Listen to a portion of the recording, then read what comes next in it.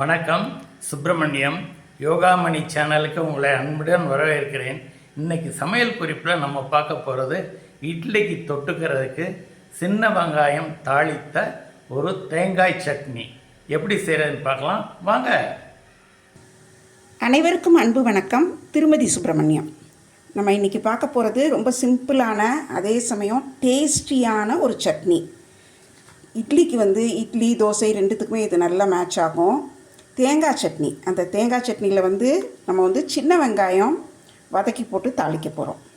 தேங்காய் மெல்லிசாக நறுக்கி ஒரு கப் வச்சுருக்கேன். அதாவது ஒரு சின்ன தேங்காயில் ஒரு மூடி அளவு. இதில் ஒரு சின்ன டிப்ஸ் சொல்லணும். தேங்காய் நறுக்கிறப்போ இந்த மாதிரி ஸ்கொயர்ஸாக நறுக்காதீங்க. ஏன்னா இப்படி நறுக்குனிங்கன்னா மிக்ஸி பிளேட்டில் சிக்காமல் உருண்டுக்கிட்டே வரும். ஸோ அதனால் எப்படி நறுக்கணுன்னா நல்ல நீளமாக இருந்தாலும் பரவாயில்ல, இந்த மாதிரி மெல்லிசான தகடுகளாக துண்டுகளாக நறுக்கிக்கோங்க. நல்லா அரைப்படும். தேங்காய் பூவாக துருவி போட்டோன்னா இன்னும் நல்லாவே அரைக்கும். தேங்காய் தவிர கொஞ்சமாக புளி, ரொம்ப கம்மி, இந்த அளவுக்கு எடுத்து வச்சுருக்கிறேன். பச்சை மிளகா ஒரு 5 எடுத்து வச்சுருக்கிறேன். கொஞ்சம் பெரிய பச்சை மிளகாய் இருந்ததுனால 5. தேவையான அளவு உப்பு, பொரிக்கடலை ஒரு 4 டீஸ்பூன் அளவு எடுத்து வச்சுருக்கிறேன்.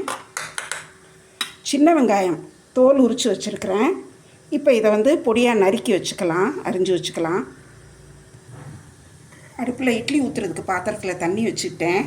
அது கொதிச்சிட்ருக்கு. இட்லி தட்டில் நம்ம இட்லி ஊற்றிடலாம். நம்ம சட்னி அரைக்கிறதுக்குள்ளே இட்லி ஒரு பக்கம் வெந்துடும். தண்ணி நல்லா கொதிச்சதுக்கப்புறம் இட்லி ஊற்றி வச்சா தான் நல்லா வேகும் ஒன்று போல். ஸோ இப்போ நல்லா தண்ணி கொதிச்சதுக்கப்புறம் ஊற்றி வச்சுருக்கிறேன். மூடி வச்சுட்டேன், வேகட்டும். மிக்சியில் நம்ம எடுத்து வச்சுருக்கிற எல்லாத்தையும் சேர்த்துடலாம். தேங்காய், பச்சை மிளகா, புளி, உப்பு எல்லாத்தையும் சேர்த்துடலாம். இதில் பொரிக்கடலையும் இப்போ சேர்க்குறோம்.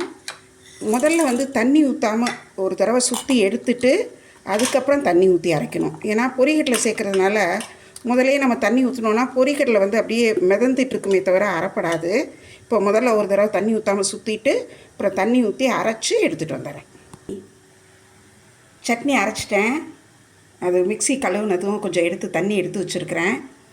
சின்ன வெங்காயத்தை நல்லா பொடியாக அரிஞ்சு வச்சுட்டேன். ஒரு 1/2 கப் அளவு வந்திருக்குது. சட்னி தாளிக்கிறதுக்கு முன்னால் இட்லி வெந்துருச்சு, அதை பார்த்துட்டேன். அதையும் எடுத்துடலாம். நல்லாவே வெந்துருச்சு. நம்ம வீட்டில் இந்த மாதிரி இட்லி துணி போட்டு தான் எடுப்போம். அது கொஞ்சம் எல்லா சைட்லேயும் கொஞ்சம் தண்ணி தொளிச்சிக்கிட்டு தீ இறக்கி விட்டுட்டு எடுக்கணும். இதில் எல்லா பக்கமும் கொஞ்சம் இட்லி மேலே தண்ணி படாமல் ஊற்றிட்டு இந்த தட்டை இதில் இப்படி போட்டு இப்படி கவுத்துனோன்னா அழகாக சூப்பரான இட்லி வந்துடும். நல்ல மல்லிகைப்பூ மாதிரி இட்லி ரெடி ஆகிடுச்சு. இது ஒரு பக்கம் இருக்கட்டும். இப்போ நம்ம சட்னியை தாளிச்சிடலாம். இந்த மிக்சியை கழுவி வச்சுருந்தோம் இல்லையா, இந்த தண்ணியை இந்த சட்னியில் சேர்த்துட்டேன். நமக்கு தேவையான கன்சிஸ்டன்சிக்கு இது கரைக்கிறதுக்கு சரியாக இருக்கும். அடுப்பில் ஒரு பேன் வச்சு 3 டீஸ்பூன் நல்லெண்ணெய் ஊற்றிருக்கிறேன். எண்ணெய் காஞ்சிருச்சு. சட்னிக்கு நல்லெண்ணெய் சேர்த்தா தான் நல்லாயிருக்கும். கடுகு உளுந்தம்பருப்பு 1 டீஸ்பூன் போட்டிருக்கிறேன். கருவேப்பிலையும் கொஞ்சமாக பச்சை கொத்தமல்லி அதுவும் சேர்த்துட்டேன். அதுவும் வெடிச்சிருச்சு. சின்ன வெங்காயத்தை இதில் சேர்த்து லோ ஃப்ளேமில் நல்லா வதக்கலாம்.